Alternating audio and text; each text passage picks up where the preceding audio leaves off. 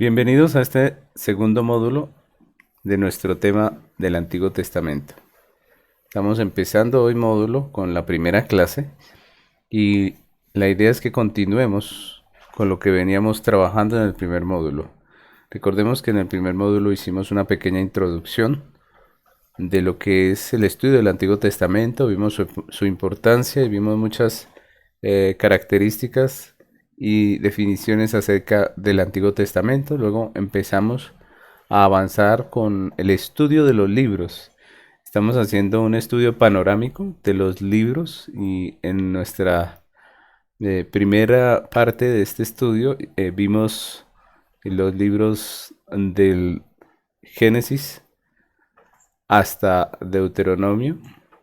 Vimos lo que llamamos el Pentateuco y hoy vamos a continuar en ese estudio panorámico de cada uno de los libros del Antiguo Testamento. Vamos a comenzar con un pequeño contenido de lo que es este segundo módulo. Vamos a estar estudiando en la primera clase del libro de Josué hasta el libro de Ruth. En la segunda clase de Primera de Samuel a Primera de Reyes. La tercera clase de Segunda de Reyes a Segunda de Crónicas. Y en la cuarta clase vamos a estar viendo desde Esdras hasta Esther. Vamos entonces hoy a avanzar por los libros de Josué, Jueces y Ruth. Esa es nuestra primera clase. Y vamos a comenzar con el tema. Lo primero que vamos a ver por encima, a analizar y a estudiar un poco es el libro de Josué. Vamos a hacerlo con algunas premisas con las cuales vamos a estar trabajando todos los libros del Antiguo Testamento. Entonces vamos a ir mirando cada una de esas premisas dentro de cada libro. Lo primero que vamos a ver es el texto clave. Recordemos que siempre en un escrito de la Biblia, pues hay un versículo que es muy relevante. Y aquí tenemos uno de esos versículos del libro de Josué, que es Josué 1 del 5 al 6. Ese texto dice así: Nadie te podrá hacer frente en todos los días de tu vida. Como estuve con Moisés, estaré contigo. No te dejaré ni te desampararé. Y el 6 dice: Esfuérzate y sé valiente, porque tú repartirás a este pueblo por heredad la tierra de la cual juré a sus padres que la daría a ellos. Entonces debemos recordar que cuando estudiamos los primeros 5 libros de la Biblia, terminamos en Deuteronomio, y lo que pudimos ver fue cómo Dios sacó al pueblo de Israel de Egipto, ¿cierto?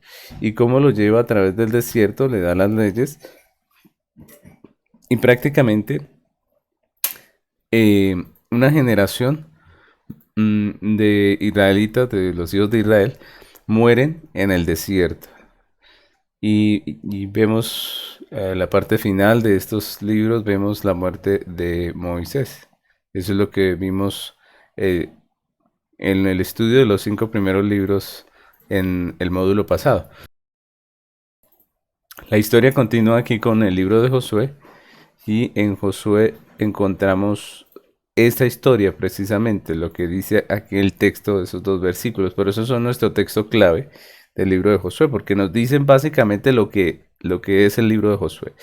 Primero vemos que Dios le habla a Josué y le dice que nadie le podrá hacer frente, que como estuvo con Moisés estaría con él. Es decir, Josué es el nuevo líder. Así como Dios estuvo con Moisés, que era el primer líder, el líder del Éxodo, pues ahora con Josué Dios promete estar todo el tiempo. Y luego dice: no te dejaré ni te desampararé. Esa es una garantía que Dios le da a Josué acerca de su presencia con él. Luego en el versículo 6 le habla y le llama a esforzarse y ser valiente. Y esa es la actitud que Dios demanda de Josué, porque precisamente Josué fue llamado a ser un guerrero, ¿no? Fue llamado a pelear las batallas. Él lo que tenía que hacer era conquistar. Lo que tenía que hacer era ir y pelear la batalla y sacar victorioso a su pueblo. Entonces, por eso le llama a esforzarse y ser valiente. Dice: porque tú repartirás a este pueblo por heredad la tierra de la cual juré a sus padres que la daría a ellos. Entonces miren ese texto porque allí está hablándonos del fin para el cual Dios llama a Josué, que es prácticamente el desarrollo completo de este libro. ¿Cuál es ese llamado? Dios llama a Josué para repartir a ese pueblo la heredad, la tierra. Entonces Josué tenía que ir, conquistar la tierra de Canaán y repartirla entre los hijos de Israel. Y de eso es lo que nos habla este texto, que es nuestro texto clave. Proseguimos con lo segundo que vamos a ver es acerca del tema, ¿no? ¿Cuál es el tema del libro de Josué? Como ya vimos a través de lo que reflexionamos en el texto clave, pues el tema de Josué es la conquista, la ocupación de Canaán, siendo Israel instrumento de juicio en las manos de Dios. Entonces, ese es el tema de la carta. Israel iba a conquistar la tierra de Canaán. Entonces la conquista, ¿cierto? La ocupación de esa tierra y siendo obviamente los hijos de Israel un instrumento de juicio en las manos de Dios. No fue algo fácil, obviamente. No fue algo tan rápido como de pronto algunos pretendrían que fuera. Pero los acontecimientos registrados en el libro de Josué ocurrieron más o menos en un periodo de 25 a 30 años. Todo lo que fue la conquista. Y después de esto, pues ya pudieron entrar y pudieron tomar posesión de la tierra, ¿no? Ese es en sí el tema que va a tratar todo el libro de Josué. Lo siguiente que vamos a ver es el autor. ¿Quién escribe el libro de Josué? Pues el libro de Josué no nombra explícitamente a su autor, pero se cree que fue escrito por el mismo Josué aproximadamente en el 1390 a.C. Y la parte final, si ustedes se dan cuenta de la parte final habla de su muerte, pues obviamente no la pudo haber escrito él. Muy posiblemente la escribió el sacerdote Eleazar, hijo de Aarón. Entonces, ese es más o menos el conocimiento que tenemos acerca del autor de este libro, porque el texto no lo menciona específicamente. Ahora quisiera que viéramos un poco la estructura de este libro. Todos los libros que vamos a ver de la escritura del Antiguo Testamento, pues vamos a trabajarlo con estos puntos que son claves para entender un poco lo que el texto nos dice. Entonces, este punto es de los más importantes porque nos habla de la estructura. Recordemos que cuando un autor escribe un libro, pues siempre tiene una estructura. Recordemos que lo hemos visto en otras clases cuando hablamos de la hermenéutica. Y todo libro de la Biblia tiene una estructura. Todos nosotros, si estudiamos un libro y hacemos bien el oficio de estudiarlo, pues podemos llegar a sacar una estructura. Lo que yo les voy a presentar es una estructura posible. No es, digo yo, no es la única estructura que podemos hacer acerca del libro, sino que cada uno de nosotros podría hacer una estructura diferente. Obviamente, todos basados en lo que está en el texto, ¿no? La estructura más o menos que lleva este libro y que les quiero proponer en este estudio está aquí, ahí en su diapositiva, y quiero que la analicemos un poco. ¿Qué es lo que contiene este libro, no? ¿Qué es lo que contiene el libro de Josué y cómo el autor narra todos los hechos? Porque recordemos que este libro es histórico y narra todos los hechos de la conquista. Entonces, lo primero que vemos allí son los preparativos para la conquista. Entonces, en el primer punto vemos que Dios habla a Josué.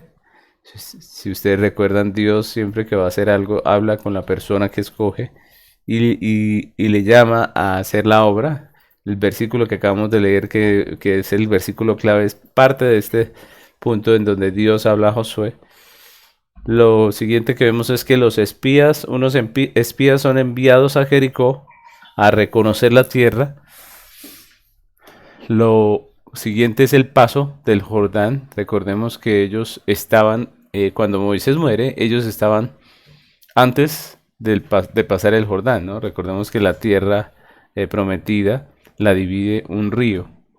Ellos estaban en la primera parte de la tierra prometida, que era un pedazo pues bastante pequeño a comparación de la totalidad de la tierra. Y para seguir por la tierra de Canaán que Dios les había prometido, pues obviamente tocaba cruzar el río. Lo que nos habla esta parte es de que ellos cruzan el río de cómo ese cruzar el río también es una preparación y una limpieza que Dios exige a su pueblo. Y es donde vemos el siguiente punto, que es la circuncisión y la Pascua. Esa es otra cosa que se ve allí en medio del relato de Josué.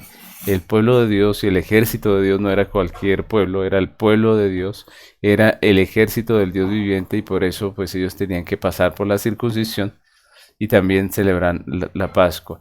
Entonces esas son cosas muy importantes, porque vemos que el pueblo de Dios no es simplemente una nación más, ¿no? Ellos son el pueblo que Dios ha escogido, y ellos le deben honra, adoración, respeto a Dios, y también están ligados al pacto, ¿no? Al pacto que ya hemos visto anteriormente. Y ese asunto de que estén ligados al pacto, pues hace necesarias ceremonias como la circuncisión y la Pascua, que vienen a ser ceremonias de pertenencia, ¿cierto? La circuncisión, y la Pascua viene a ser esa ceremonia de comunión. Lo que hoy en día podríamos hablar del bautismo y la cena del Señor. Luego vemos el segundo punto, el segundo tema importante del libro es las guerras y conquistas. Entonces esta es una parte donde se habla acerca de la toma de Jericó, del pecado de Acán, ¿cierto? La toma de Jericó, ustedes recuerden que Dios ordenó a Israel que tomaran Jericó, pero Jericó estaba amurallada con una de las mejores murallas de ese tiempo. Y lo que hace Dios es llamar al pueblo a darle vueltas a esa muralla, y luego de una manera milagrosa Él hace que se destruya esa muralla y ellos puedan entrar y tomarla. También vemos luego el pecado de Acán. Recordemos que en esa batalla, cuando están tomando los despojos, se suponía que ellos no podían coger ninguna de estas cosas. Dios había ordenado que ellos no podían tomar nada de esto. Él dijo que lo que se sacara de Jericó era anatema, y que no se debía tomar nada de eso. Y para ninguno de los que participaban de la guerra. Pero Acán ve un lingote de oro y unas cosas, y él lo que hace es tomar esas cosas y esconderlas en su tienda, prácticamente robarse lo que Dios había demandado. Y ahí viene un problema, recordemos, del pecado de Acán, de cómo se derrota al pueblo de Israel en Jai, ¿cierto? Y cuando ellos van a preguntar, pues Dios les dice, es culpa de Acán. Prácticamente le dice, es que alguno robó del anatema, tomó de las cosas del anatema, y finalmente, después de consultar a ver quién era, pues se encuentran que es Acán, y termina muriendo y siendo apedreado él y su familia. Entonces esa es lo siguiente que vemos allí en ese relato. Luego vemos acerca de la derrota, perdónenme, del engaño de los gabaonitas. Recordemos que los gabaonitas eran cananeos que se hicieron pasar por gente que vivía muy lejos y que venían a implorar eh, una alianza con el pueblo de Israel, pero como obviamente los hijos de Israel no podían hacer alianza con los moradores de Canaán, ellos fingieron ser de otro lugar. Los hijos de Israel se dejaron engañar, y pues al fin y al cabo ellos terminan habitando con los gabaonitas. Lo siguiente que vemos ahí es la derrota de los amorreos. Recordemos que es una de las batallas que pelea el pueblo de Israel. La otra es la toma de las tierras cananeas, y allí empiezan a hablar de cada una de las tierras cananeas, cómo son conquistadas. Y luego hay una parte que dice tierra por conquistar, y nos habla de que no todas las tierras terminaron siendo conquistadas en ese periodo. La mayoría sí, pero no todas. Luego viene la repartición de Canaán, y allí hablamos de las heredades repartidas por suerte. Recordemos que esa fue la metodología para repartir la tierra. Hubo una repartición de tierras por tribus, ¿cierto? Recordemos que las tierras de Efraín y Manasés quedaban antes del Jordán, y vemos también la repartición de las tierras después del Jordán, que es las tierras de las demás tribus. También vemos que se estableció, conforme a lo que Dios había mandado en la ley de Moisés, unas ciudades de refugio, donde los que pecaban sin ninguna intención, o más bien los que cometían un crimen por accidente, podían huir allí, o los que terminaban haciendo algo que resultaba en la muerte de una persona, pero sin intención, pues ellos podían huir a esas ciudades de refugio. También se establecieron ciudades para los levitas como parte de lo que Dios había establecido también en la ley. Y también vemos el relato del altar junto al Jordán. Entonces recordemos que los moradores de la tierra antes del Jordán, los de Efraín y Manasés, hicieron también un altar en el Jordán. Y pues los otros hijos de Israel vinieron a hacer guerra contra ellos y dijeron, bueno, ustedes por qué hacen otro altar, si Dios ordenó que solamente había un altar y que debía ser adorado allá el nombre del Señor. Ellos le aclaran que hacen el altar solamente para recordar que ellos tienen al Dios de Israel, porque como están separados por el río, pues querían dejar un memorial, ¿no? Para que los hijos aprendieran que existía un altar donde debían adorar a Dios, pero que ellos no iban a usar ese altar para adorar, sino simplemente como un símbolo. Luego vemos las últimas palabras de Josué y allí leemos acerca de la exhortación que Josué hace a la fidelidad que debe prestar el pueblo a Dios. Y lo que vemos allí es un relato desafiante, o más bien unas palabras desafiantes de Josué, donde él insta al pueblo a servir a Dios, ¿no? A no servir a los dioses ni de Egipto ni de Canaán, sino que todos ellos deberían servir al Señor. Y el texto finaliza con la muerte de Josué. El texto finaliza contándonos cómo muere Josué y allí se acaba el libro de Josué. Esa es la estructura del libro de Josué. Ahora quisiera hablar de algunos énfasis. Ese es el punto final pues de cada una de estas reflexiones que vamos a estar haciendo de los diferentes libros del Antiguo Testamento y es eh, llamar la atención acerca de algunos énfasis que tienen los diferentes libros del Antiguo Testamento. Quiero trabajar 3 énfasis en cada libro. Puede que haya más, claro que sí. De hecho hay muchos más, pero quiero trabajar los que a mi juicio son muy importantes, ¿no? Entonces lo primero que encontramos aquí es un énfasis acerca de Canaán siendo objeto de la ira de Dios. Entonces, eh, el texto nos muestra una nación que está siendo objeto de la ira de Dios y esa es Canaán. Canaán era una tierra que se ganó por su pecado, por su libertinaje, por su inmoralidad, se ganó el juicio de Dios, ¿no? Entonces Canaán, si ustedes recuerdan un poco de la historia de Canaán, era politeísta. Es decir, ellos creían en muchos dioses.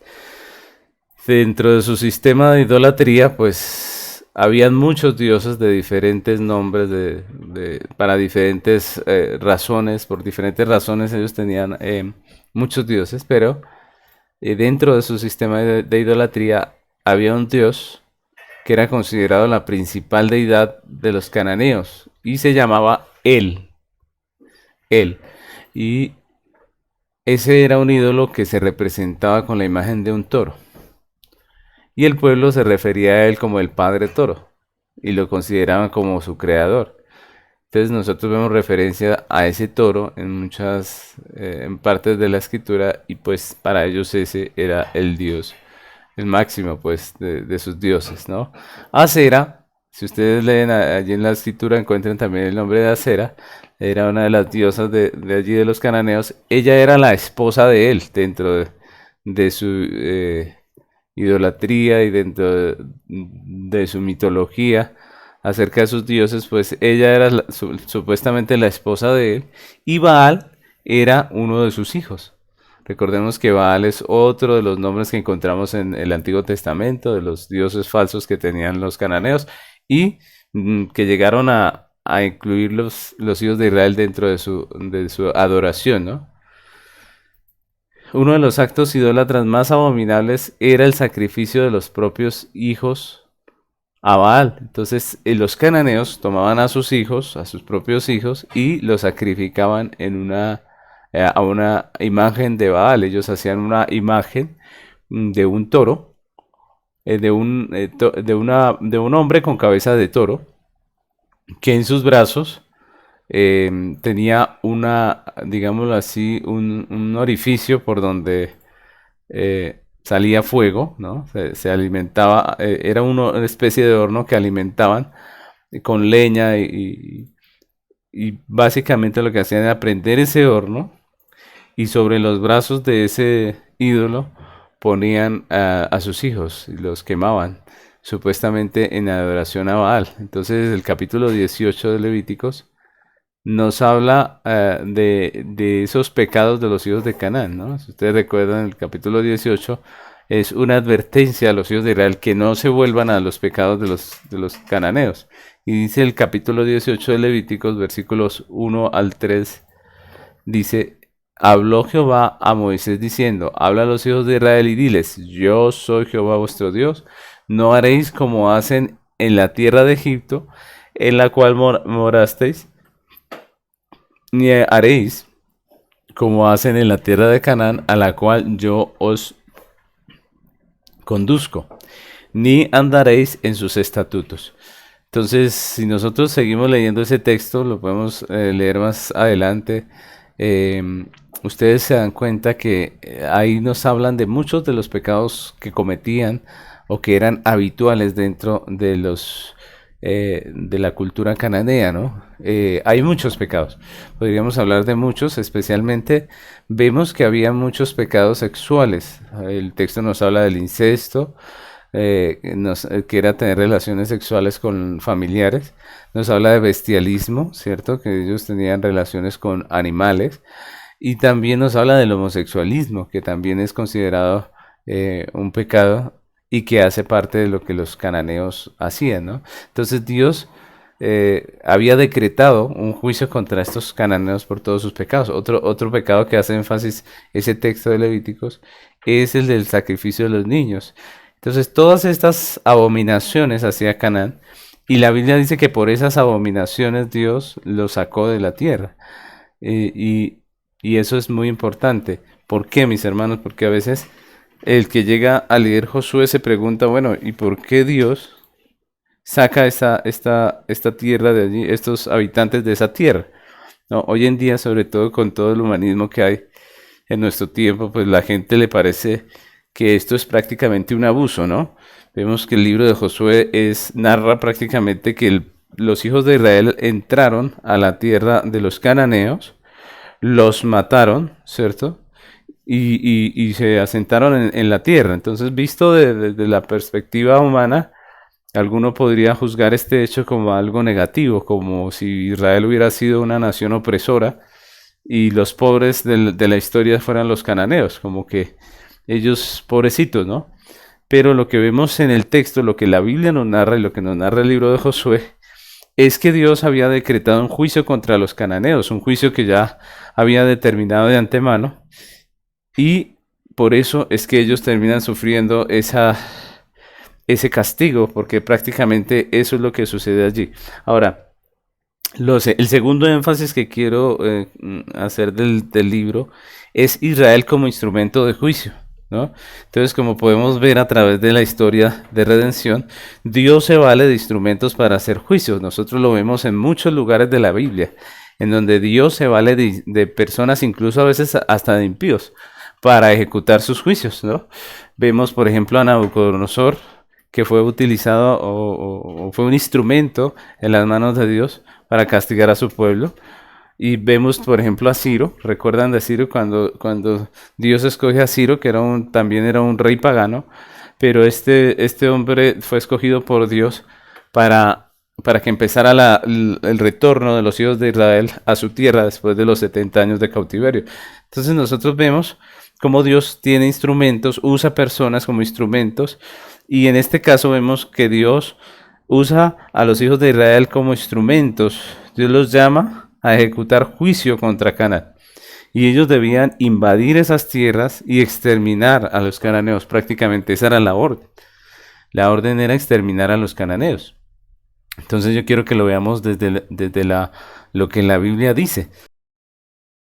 La Biblia muestra esta situación no como una injusticia que cometen los hijos de Israel, sino todo lo contrario, como un acto de justicia que estaba haciendo Dios al desterrar a este pueblo impío que se había ganado la ira de Dios y al poner dentro de ese pueblo, dentro de esa tierra, a su pueblo, a su nación escogida. Y en ese caso, Israel estaba siendo un instrumento de juicio. Eso es lo que tenemos que considerar para poder entender este relato, ¿no? Para ver que no estamos hablando de un acto injusto, sino todo lo contrario, estamos hablando de un acto de justicia.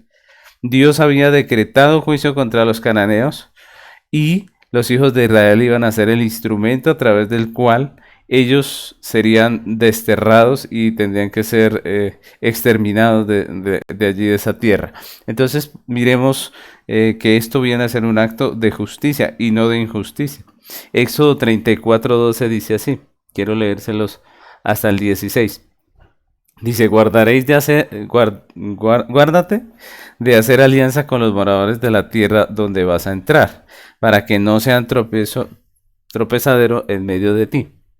Derribaréis sus altares y quebraréis sus estatuas y cortaréis sus imágenes de acera, porque no te has de inclinar a ninguno otro Dios, pues Jehová, cuyo nombre es celoso, Dios celoso es.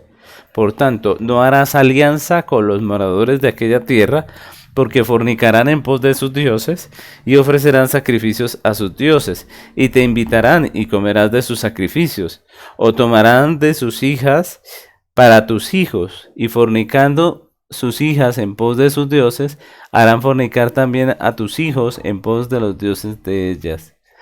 Miren ese texto lo que dice, ¿no? Es unas palabras fuertes donde Dios dice a su pueblo, dice, ustedes no les es permitido hacer alianza con este pueblo. Y esto es interesante porque cuando habla de alianza, pues estamos hablando del acto de hacer un trato, un tratado de paz con estos pueblos. Dios básicamente lo que está diciendo es que ellos no podían hacer un trato de paz con los moradores de Canaán, porque si no iban a terminar haciendo lo mismo que ellos.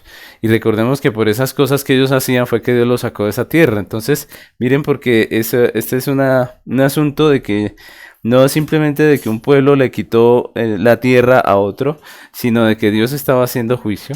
Y en este caso, Israel no podía tener compasión de dejar vivos a ninguno, ¿cierto? No podía él llenarse de ternura pues con esta situación, sino que él debía actuar como un instrumento de justicia. Hagamos de cuenta un juez. Cuando un juez determina una sentencia, él no se puede poner sentimental, ¿no? Él no se puede poner sentimental porque sencillamente él está es para impartir justicia. Si tiene que condenar a alguien a la muerte, lo tiene que condenar, ¿cierto? Él no puede ser injusto, él tiene que ser veraz en su juicio. Lo mismo un policía, un militar, cuando está en el ejercicio de su función. Él no puede ponerse con sentimentalismos, sino que él está llamado a ejecutar un juicio, a ejecutar justicia, y él tiene que hacer su trabajo. Entonces, de la misma manera, vemos aquí a Israel como instrumento de justicia en las manos de Dios. Y el tercer énfasis que quisiera yo hacer en este estudio de Josué es la tierra de Canaán como promesa pactual. Entonces, desde que Dios hizo pacto con Abraham, vemos que en su soberanía había determinado juicio contra Canaán, porque Canaán siempre estuvo alimentando sus pecados, haciendo lo malo, y lo que Dios determina para ellos es juicio, ¿no? Entonces veamos que en este último punto también Dios había decretado darle esa tierra a Abraham y a su descendencia. Nosotros leemos en Génesis capítulo 15, versículo 13 al 16, dice, entonces Jehová dijo a Abraham, ten por cierto que tu descendencia morará en tierra ajena y será esclava allí y será oprimida 400 años, mas también a la nación a la cual servirán juzgaré yo, y después de esto saldrán con gran riqueza, y tú vendrás a tus padres en paz, y serás sepultado en buena vejez, y en la cuarta generación volverán acá, porque aún no ha llegado a su colmo la maldad del amorreo hasta aquí. Entonces miren cómo Dios ya le había prometido la tierra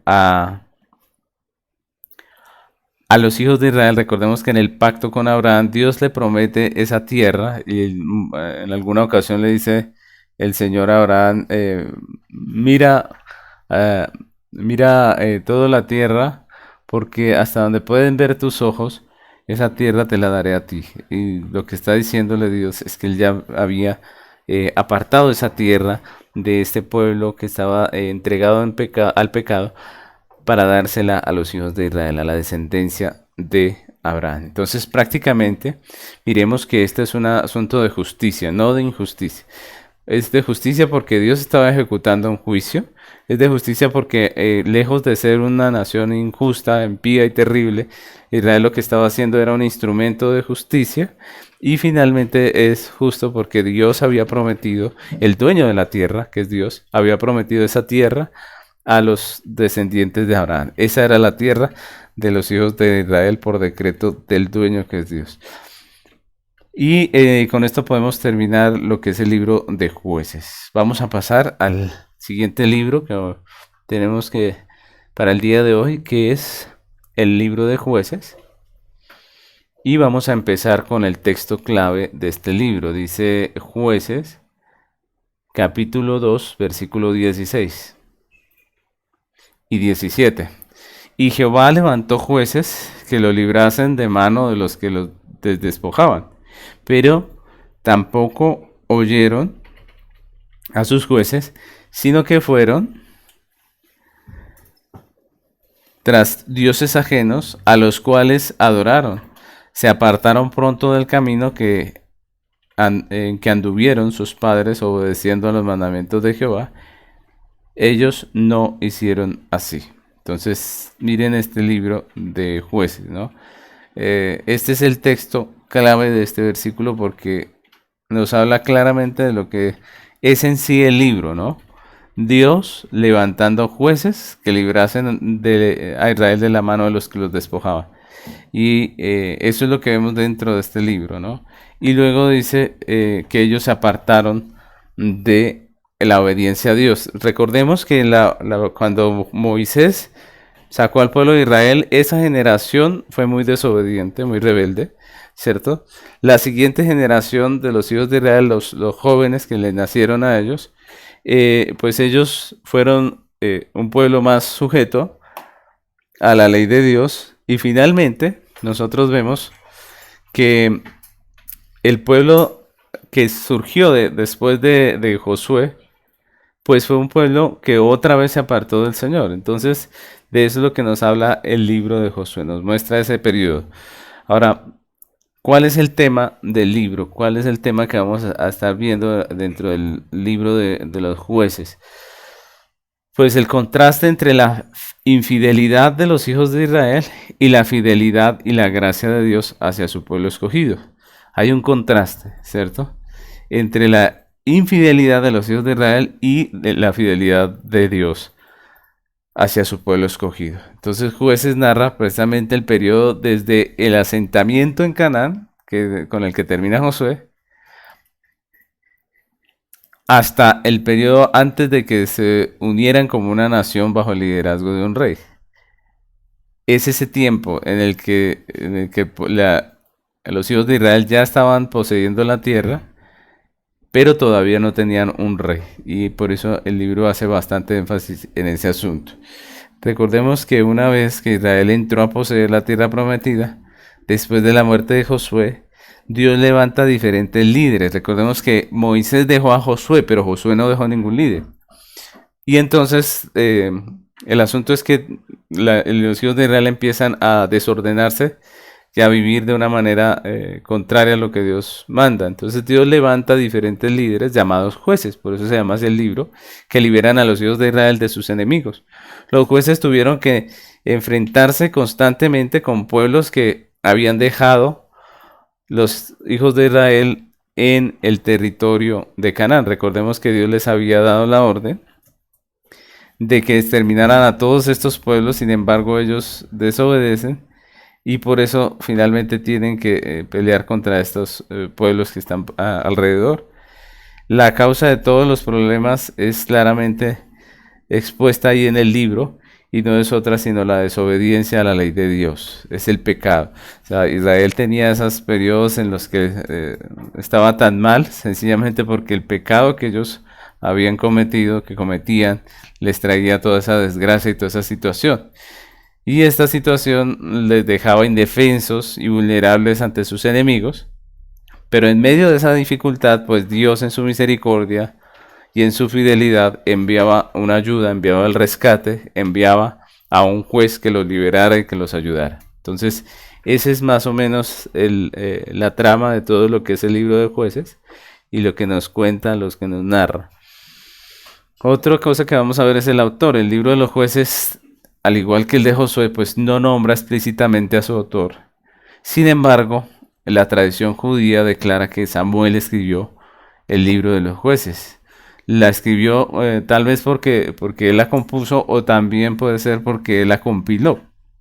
Sí, él tomó los datos y los compiló en un libro. Se cree que fue escrito entre el año 1050 y 1004 antes de Cristo.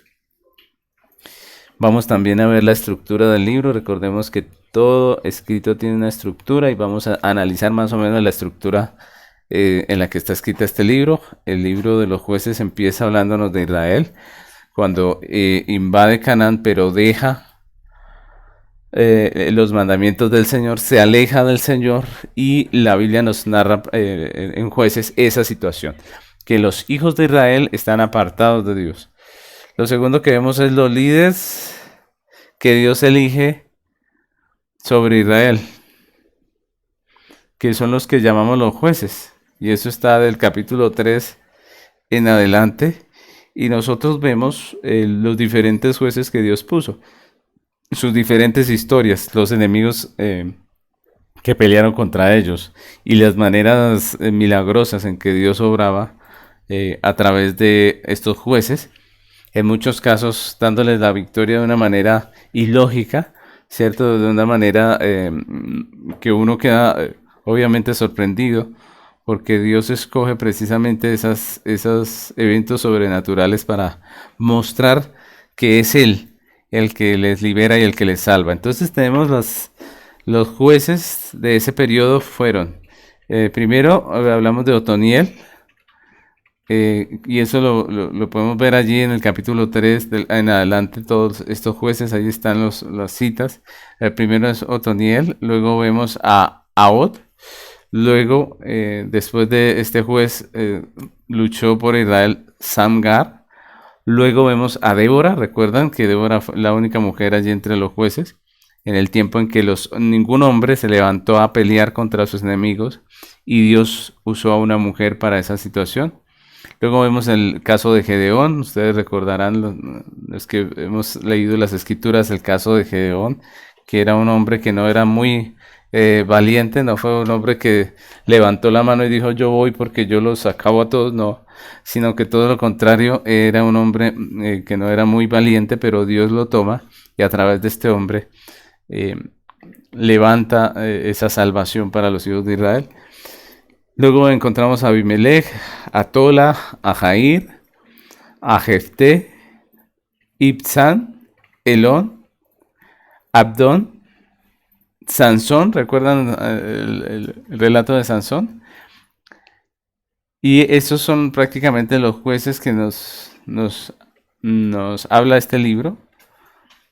Luego vemos como tercer punto la realidad de Israel en el tiempo de los jueces. La realidad es como la idolatría, ¿no? Las imágenes y el sacerdote Micaía es una historia en la que nos habla acerca de un sacerdote, un hombre perteneciente a la tribu de Leví, que funge como sacerdote y que termina siendo un ídolo. Y termina idolatrando imágenes, y nos muestra cómo las tribus también estaban contaminadas con esa idolatría. Entonces, lo que nos narra esa historia, o lo que nos muestra esa historia, que es un pedacito de lo que pasaba en ese tiempo, es como los hijos de Israel ya estaban entregados a la idolatría.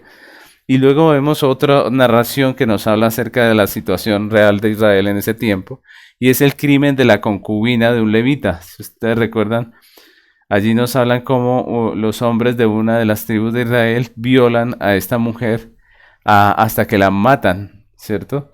Y esto lo que es una radiografía de cómo estaba Israel en el tiempo de los jueces.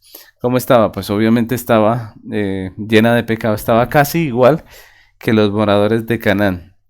Estaba muy corrompida la nación de Israel. Entonces vamos a pasar al siguiente punto de este estudio, que es el pecado de los hijos, perdón, que son los énfasis, ¿no? Los énfasis del libro de Josué.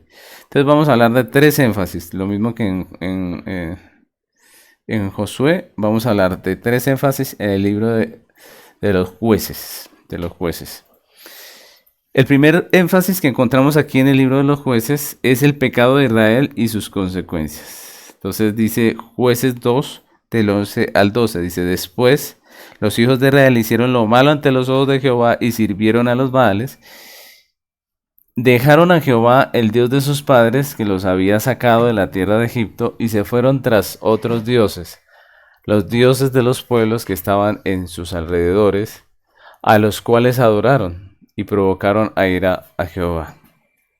Entonces este versículo nada más nos habla acerca de esa realidad que nos muestra el libro de los jueces, ¿no? Dios había mandado a los hijos de Israel que sacaran a todos los cananeos de la tierra, que no hicieran alianzas con ellos ni emparentaran, ¿recuerdan? Pero Israel hizo todo lo contrario y dejaron a algunos habitantes de Canaán en su tierra. Vivieron con ellos, aprendieron sus costumbres. Y todo esto hizo que el pueblo se convirtiera en una imitación de los cananeos. Ellos entregaron sus hijos en matrimonio a los cananeos y terminaron adorando a sus dioses, cometiendo las mismas abominaciones por las cuales Dios había expulsado a los cananeos. Y esto trajo obviamente consecuencias amargas para Israel. Y es lo que nosotros leemos en ese texto. Dice que los hijos de Israel hicieron lo malo ante los ojos de Jehová, sirviendo a los Baales, dejaron a Dios, fueron tras dioses ajenos y provocaron a ira a Jehová. Miren lo interesante, ¿no? Ellos provocan a ira a Dios y es lo que vemos allí en ese libro de los jueces. Constantemente vemos el castigo y me gusta la diferencia marcada del caso de los cananeos y el caso de los hijos de Israel, ¿no? Porque los cananeos Dios los extermina prácticamente, los saca de allí, les hace un juicio. Cae sobre ellos la ira de Dios de tal manera que Dios los castiga en juicio, pero con los hijos de Israel lo que vemos es castigo. ¿Sí? Una cosa es el juicio y otra cosa es el castigo. Para los hijos de Israel lo que vemos es que Dios los castiga, pero en medio de su castigo Dios, cuando ellos se arrepienten, pues tiene misericordia, ¿no? Entonces, el primer énfasis es el pecado de Israel y sus consecuencias. Siempre que el pueblo de Dios se entrega al pecado, él tiene consecuencias dolorosas. Recordemos el caso de David y el caso de muchos hombres de la Biblia que tuvieron que sufrir consecuencias muy dolorosas. Pero también está el segundo punto, el segundo énfasis de este estudio, que es la fidelidad de Dios, que incluye la disciplina, la liberación y la restauración. Entonces aquí hablamos de la fidelidad de Dios a pesar de nuestra infidelidad. Y lo interesante del relato del libro de los jueces es que nos muestra que Dios no los consumió en su ira, ¿cierto? No decretó un juicio terrible contra ellos de exterminación o algo así como hizo con Canaán, pero tampoco se desentendió del problema del pecado de ellos y de lo que merecía su pecado, ¿no? Entonces, a pesar de la infidelidad del pueblo de Dios, Dios permaneció fiel. Y esta fidelidad se manifestó de 2 maneras. Primeramente con el castigo, mis hermanos. ¿Cierto? Es decir, nosotros no podemos decir o llegar a pensar que cuando hablamos de la fidelidad de Dios estamos hablando solo de aspectos bonitos, sino que estamos hablando de todo lo que es la fidelidad de Dios. Dios es fiel y por eso castiga a sus hijos. El castigo es la primera manifestación de esa fidelidad de Dios. Mientras que Israel se rebeló contra Dios, ellos experimentaron sufrimiento, persecución por todas partes, ¿cierto? Por las vecinas, las naciones vecinas que los afligían. Y el castigo, entonces lo vemos como la manifestación del amor de Dios y de su fidelidad, no como manifestación de lo terrible que es Dios, sino más bien de su amor y su misericordia que nos castiga. La Biblia dice así, que Dios al hijo que ama, disciplina. Entonces miren cómo ese es un aspecto del carácter de Dios, su fidelidad, su amor. El castigo es la manifestación del amor y la fidelidad de Dios. Y la segunda manera en que se manifestó esa fidelidad divina fue a través de la liberación que Dios dio al haberles provisto los jueces para que les ayudara cuando ellos se arrepentían. Entonces, nosotros vemos esas dos realidades, ¿no? La primera, el pecado de Israel y las consecuencias que traía, pero la segunda vemos la fidelidad de Dios, que pasa no solamente por la liberación o la restauración, sino también por la disciplina. Y es lo que vemos aquí en este texto en Jueces 2, 15 y 16, que dice, por donde quiera que salían, la mano de Jehová estaba contra ellos para mal. Está hablando de los hijos de Israel. Como Jehová había dicho y como Jehová se lo había jurado, y tuvieron gran aflicción. Y Jehová levantó jueces que los librasen de la mano de los que les despojaban. La fidelidad de Dios tiene esos dos aspectos. Primero, la disciplina. Y segundo, también la liberación y restauración. Entonces, esas dos cosas son importantes porque así sigue siendo en medio del pueblo de Dios. Nosotros los hijos de Dios en esta tierra debemos vivir de manera acorde al llamado que Dios nos ha hecho. Si nosotros nos rebelamos contra Dios, pues como decimos nosotros, pues obviamente nosotros sabemos que no perdemos la salvación, pero vamos a tener consecuencias, consecuencias que van a ser duras, dolorosas, que van a ser parte del castigo de Dios, que en su misericordia nos corrige y nos endereza para que no sigamos nuestros caminos, ¿no? Entonces, ese es el segundo aspecto, es importante, el segundo énfasis. Y el tercer énfasis de este libro de los jueces es el papel de las autoridades en el diseño de Dios. Este también es un énfasis muy importante, porque lo último que podemos resaltar del libro de los jueces es el importante papel que cumplen las autoridades en el orden de Dios. Una frase que se repite en este libro y que plantea muy bien la situación de Israel después de la muerte de Josué está en Jueces 21-25, que dice así: en estos días no había rey en Israel y cada uno hacía lo que bien le parecía. No había rey y cada quien hacía lo que bien le parecía. Miren la importancia del liderazgo. En todo el texto vemos que mientras vivían los jueces, Israel estaba en orden, pero cuando ya no estaban, pues se entregaban al pecado y la nación perdía el rumbo. Las autoridades definitivamente son una provisión de Dios, son una bendición de Dios, y así nos lo enseña la palabra. Miremos Romanos 13 del 1 al 4. Dice, sométase toda persona a las autoridades superiores, porque no hay autoridad sino de parte de Dios, y las que hay por Dios han sido establecidas. De modo de que quien se opone a la autoridad, a lo establecido por Dios resiste, y los que resisten acarrean condenación para sí mismos. Porque los magistrados no están para infundir temor al que hace el bien, sino al malo. ¿Quieres pues no temer la autoridad? Haz lo bueno, y tendrás alabanza de ella, porque es servidor de Dios para tu bien. Pero si haces lo malo, teme, porque no en vano lleva la espada, pues es servidor de Dios, vengador para castigar al que hace lo malo. Entonces miren, el texto claramente nos habla de la autoridad como siervos de Dios, como personas que están para hacer justicia. Y finalmente vamos a terminar esta clase con el estudio panorámico de Ruth, ¿no? Entonces vamos a empezar con este libro de Ruth, primeramente con el texto clave. El texto clave de Ruth está en Ruth 4:14 y dice la palabra del Señor. Y las mujeres decían a Noemí, loado sea Jehová, que hizo que no te faltase hoy pariente, cuyo nombre sea celebrado en Israel. Y ese texto lo escogimos como un texto clave porque nos habla acerca de lo que es el libro de Ruth, ¿no? es la obra de Dios, ¿no? Es la soberanía de Dios. Dice que Dios es loado, que Dios es glorificado, porque Él hizo que en Noemí no le faltase parienta cuyo nombre se ha celebrado en Israel. Y de eso nos habla el texto, nos habla de una historia donde Noemí ve la gracia del Señor en medio de su vida.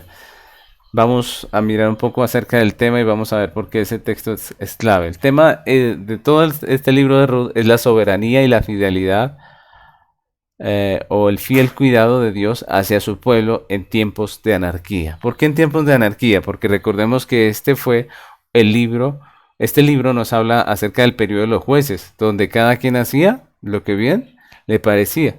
Y es en medio de ese tiempo que se desarrolla toda esta historia. Entonces aquí vemos primero la soberanía, pero también el fiel cuidado de Dios hacia su pueblo en tiempos de anarquía. Podemos estar seguros en medio de los tiempos más duros porque Dios está sosteniéndolo todo y está guiándonos en medio de todas las circunstancias. El libro de Ruth cuenta la historia extraordinaria de la fidelidad de Dios para Israel en la vida y el trabajo de tres personas. Ustedes han leído el libro. Prácticamente son tres los personajes que vemos allí que se resaltan en el libro, que es Noemí, que Ruth y Boaz. Esos son los tres personajes que vemos allí que se resaltan en la historia. Y es una historia de amor que ocurrió durante el tiempo de los jueces. Nos da un cuadro excelente de la vida y las costumbres en los días de los jueces. Y nos habla también de cómo la ley de Dios fue un marco muy importante dentro del pueblo de Israel y en medio incluso de esas situaciones el pueblo recordaba y ejecutaba parte de esa ley que Dios había dado. Vamos a hablar un poco acerca del autor. El autor del libro de Ruth.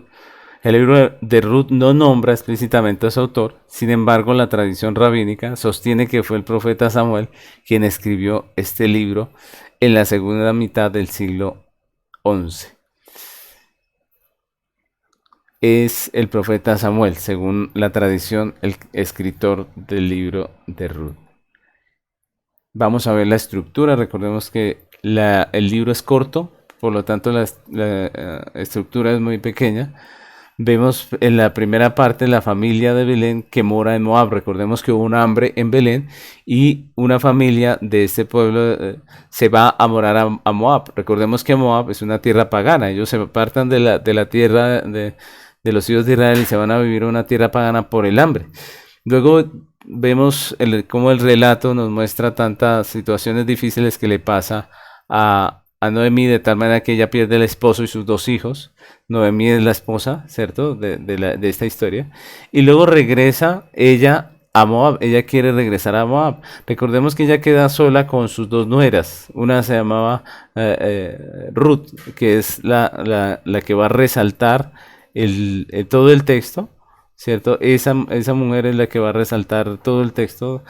Ella, al final, cuando Noemí quiere regresar a su tierra, pues tiene las dos nueras allí y una de ellas dice yo me voy y se va para su tierra y la otra que es Ruth dice yo me quedo contigo, no importa lo que pase, yo voy a quedarme contigo.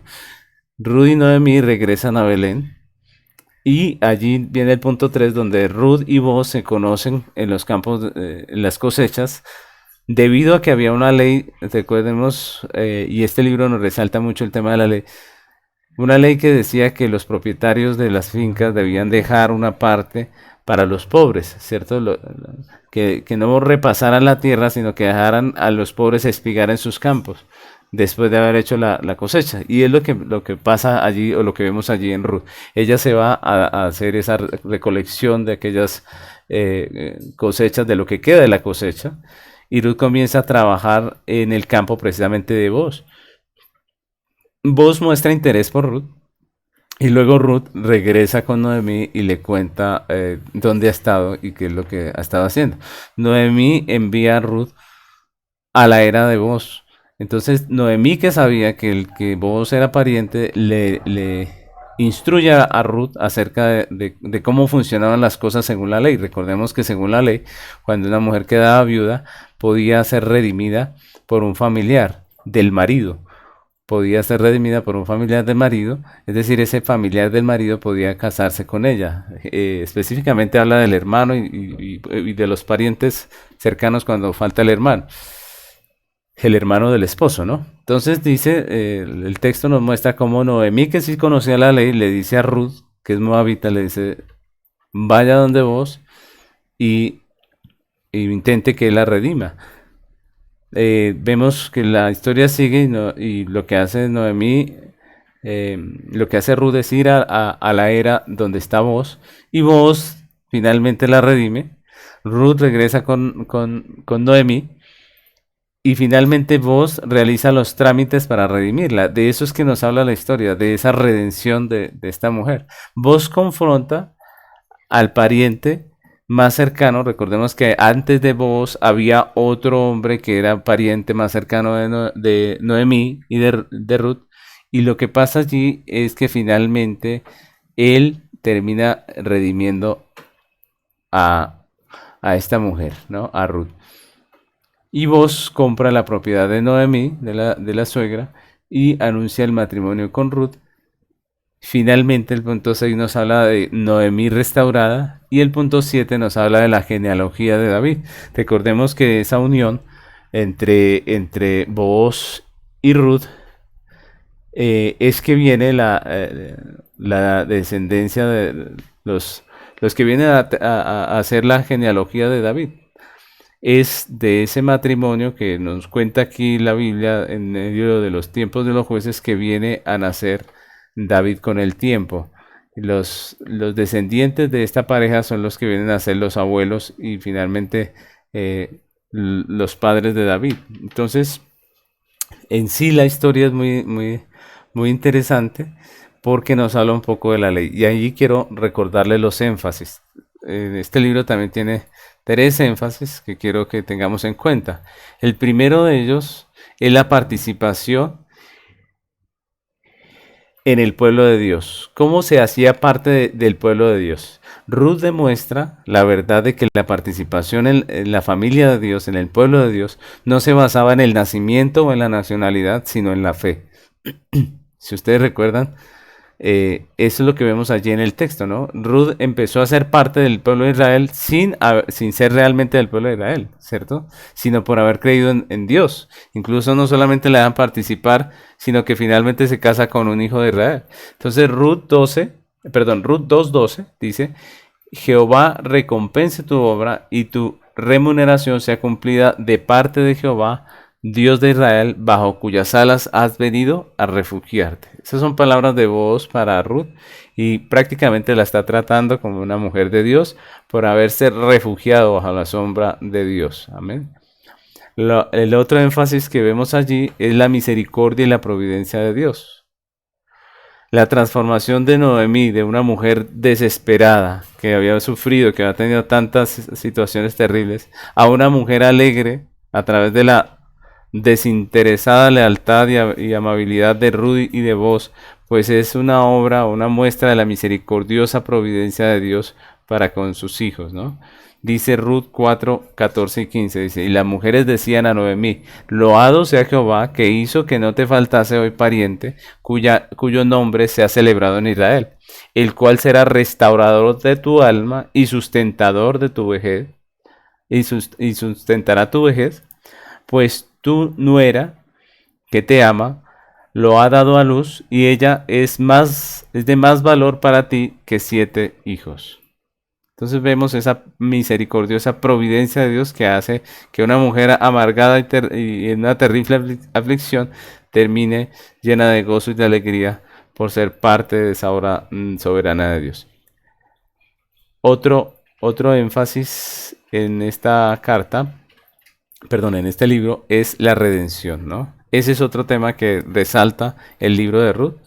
Las acciones de Booz para redimir la tierra, casarse con Ruth y engendrar un hijo para mantener el linaje de Noemí, son las de un hombre que conoce y cumple la ley de Dios. Recordemos que esa era un mandamiento, eso no era simplemente iniciativa de él, esa era la ley de Dios que le llamaba a hacer esto. Y son simbólicas de la redención que hizo Cristo por la iglesia. Recordemos que Cristo también nos redimió. Cristo también nos vio en nuestra desgracia, en nuestra situación y nos redimió. Tito capítulo 2 versículos 13 y 14 dice: aguardando la esperanza bienaventurada y la manifestación gloriosa de nuestro gran Dios y Salvador Jesucristo, quien se dio a sí mismo por nosotros para redimirnos de toda iniquidad y purificar para sí un pueblo propio, celoso de buenas obras. Entonces miren cómo este libro nos recuerda ese precioso tema de la redención de Cristo. Y con esto terminamos el día de hoy nuestro estudio. Hemos avanzado del libro de Josué hasta el libro de Ruth. Y eso es todo por hoy. Nos vemos en la próxima clase si Dios lo permite. Bendiciones.